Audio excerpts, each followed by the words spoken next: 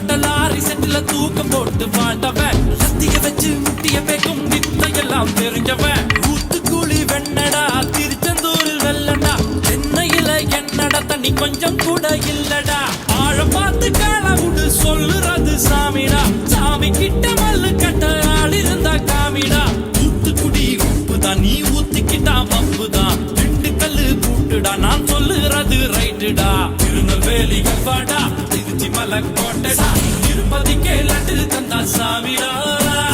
இருட்டு கட்ட அல்வாடா இட்டிலு கட்ட ஆயாடா கூட்டு கட்ட சத்தம் கேட்டா சாமிடா